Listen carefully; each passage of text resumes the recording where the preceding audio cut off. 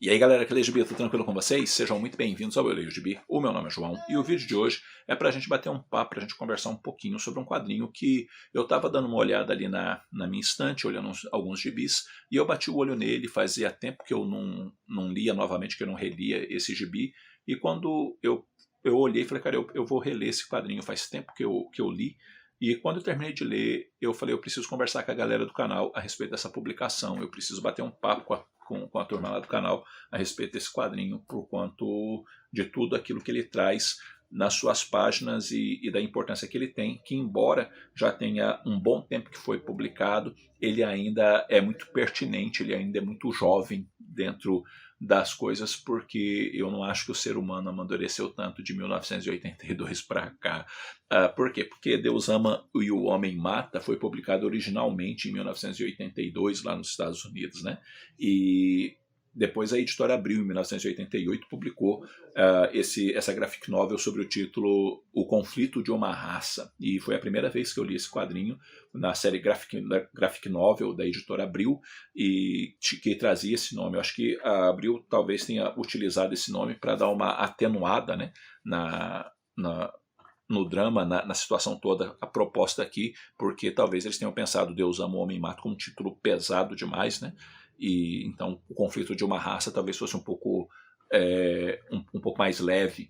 De toda forma, a Panini publicou nesse formato e também depois publicou em capa dura, e essas coisas estão todas esgotadas, né? Então você vai achar esse quadrinho via de regra em sebo, alguma coisa assim, por quanto que a Panini, a última vez que publicou em capa dura. Eu não quis pegar em capa dura porque eu já tinha esse formato, então tá tranquilo e tá novinho, novinho, novinho. E o meu é, né, em capa cartão e papel LWC, e bem aqui atrás ainda tem uma propaganda dos X-Men, bem do filme dos X-Men 2, que é um filme que eu gosto bastante. Quem sabe uma hora dessa a gente não conversa sobre esses filmes dos X-Men aqui do canal, né? Principalmente o 1 e o 2. Mas enfim, Deus Ama o Homem Mata, ele foi escrito pelo Chris Claremont e desenhado por Brent Anderson. E a gente tem aqui uma história, como eu disse, bastante tensa. Conflito de uma Raça, ele é tenso do começo ao fim, ele é intenso do começo ao fim, ele é pesado do começo ao fim, ele é inquietante, na minha opinião, do começo ao fim. É um quadrinho que vai tratar de temáticas bem sérias, dentro do contexto dos X-Men, e te fazer refletir. Eu penso que quando a gente lê Conflito de uma Raça, é inevitável você refletir. Refletir sobre o mundo que a gente vive, refletir sobre as nossas próprias atitudes frente ao mundo que a gente vive.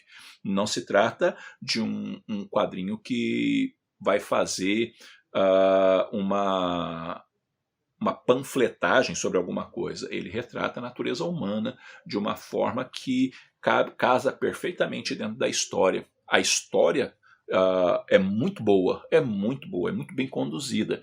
E o jeito com que essa situação toda aqui é trabalhada é muito bem costurado pelo Chris Claremont. Chama atenção, por exemplo, no quadrinho, a arte do Brent Anderson é um negócio sensacional, mas você vê que a opção pelas cores e os ângulos que ele produz as imagens e tudo mais, a gente vê assim cores quentes, cores mais pesadas. Você não tem páginas que eu chamaria de descontraídas. Até nos momentos que os X-Men estão assim, um ambiente um pouquinho mais leve, você vê tensão no rosto dos personagens, você vê tensão no ambiente, você vê sempre a partir das cores e da forma com que, e as escolhas de arte do Brent Anderson, você sempre tem um quadrinho assim muito intenso, e não é um quadrinho todo que você chama, nossa, é um quadrinho colorido. Não, as cores são sempre muito fortes, sempre muito pesado, e assim é tudo muito bem casado com a proposta do Chris Claremont no roteiro. Aqui nós vamos encontrar uma história de um pastor que se chama William Stryker. E esse pastor, ele tem um objetivo muito simples na vida dele, uma meta, eu não diria simples, eu não sei se é a palavra adequada, mas simples no sentido de uma questão muito bem direcionada na vida dele. Ele quer acabar com a raça mutante, porque ele entende que a raça mutante não é humana. Então, se você não é humana, você não procede de Deus, você procede do diabo. Então, se você procede do diabo, você tem que ser destruído, porque essa é a minha missão. Por que isso acontece com ele? Acontece com ele por causa de uma experiência que ele viveu a partir do próprio filho dele, e a partir dessa experiência que esse reverendo vive dentro do seu escopo familiar, ele passa a entender que ele será o instrumento de Deus para a destruição da raça mutante. Então ele acaba obtendo informações privilegiadas a respeito dos X-Men, a respeito do professor Xavier, e sequestra o professor Xavier e quer usar o professor Xavier como arma para poder destruir a raça mutante. Algumas coisas que você vai ver aqui dentro da metodologia utilizada pelo reverendo, você encontrará, por exemplo, dentro dessa metodologia, um pouquinho daquilo que se vê lá em X-Men 2, quando modificam o cérebro, né, para poder atingir a raça, os mutantes e, consequentemente, exterminá-los. Você vai ver uma coisa meio semelhante aqui, tá?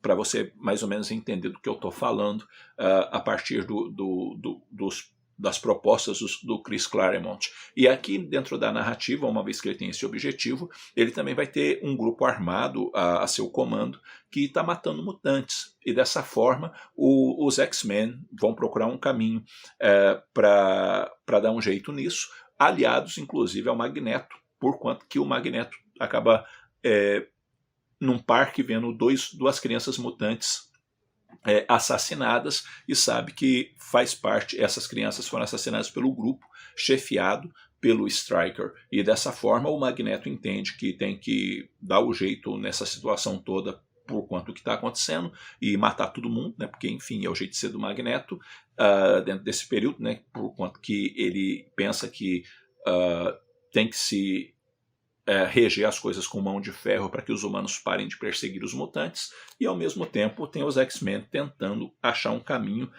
de salvar todo mundo e, consequentemente, parar o William Stryker.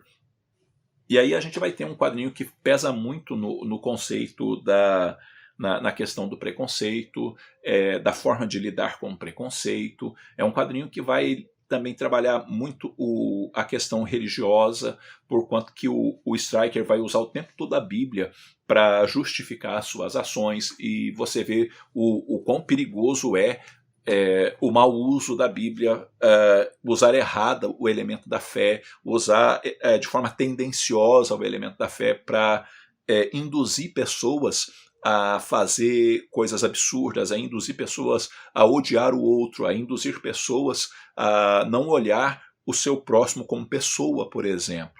E não só isso, né? Você vê ao mesmo tempo um outro lado dentro da história, que é o elemento questionador, né? Por quê? Onde você vai ver o elemento político questionando o que o Stryker está fazendo, você vai ver o cidadão comum questionando também o que o Stryker está fazendo, e vai ver também os próprios alguns religiosos também questionando o que ele está fazendo, porque o caminho proposto por ele não é um caminho bom, o que ele está querendo fazer é extremamente perigoso e tudo mais. Então, o Deus Ama e o Homem Mata é aquele quadrinho que vai mexer com você à medida com que você está lendo, porque você fica introspectivo, como eu disse, né? Você vê a questão feia que às vezes a vida toma, né? Esse elemento feio, esse elemento do preconceito, esse elemento do racismo, esse elemento do distrato com a pessoa, esse elemento da falta de respeito, esse elemento de querer tolir o direito do outro, esse elemento de fazer mau uso da Bíblia, de fazer mau uso da palavra de Deus, o perigo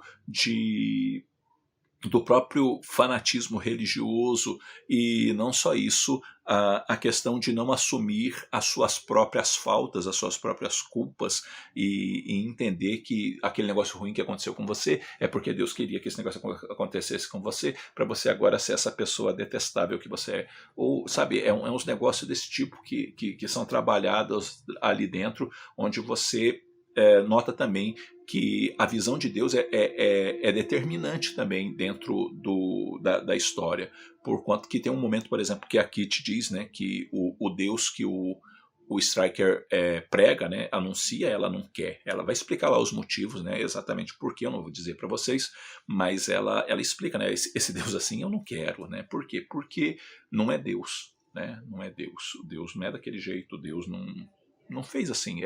Nós fomos criados para viver em paz um com o outro, né? A gente foi criado para respeitar um ao outro, a gente foi criado no fundo, até para cuidar um do outro.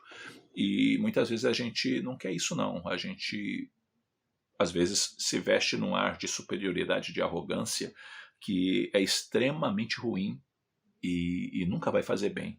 E aí a vida fica pesada, a vida fica feia e nada disso é bom. Nada disso é bom.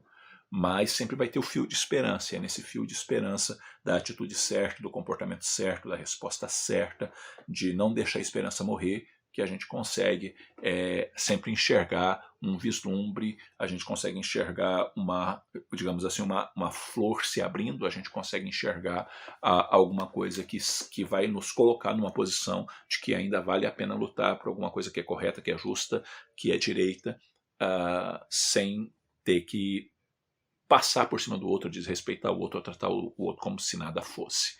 E dessa forma, o Deus ama, o homem mata, vai mostrar isso, né? Que Deus ama sim, Deus estende sua misericórdia sim, mas o homem muitas vezes deturpa aquilo que era para ele ser. E o homem muitas vezes também, inclusive, deturpa e ensina as pessoas de uma forma errada a visão que deveriam ter de Deus. E quando se tem uma visão deturpada, errônea de Deus, e passa isso para frente, você pode criar verdadeiras aberrações.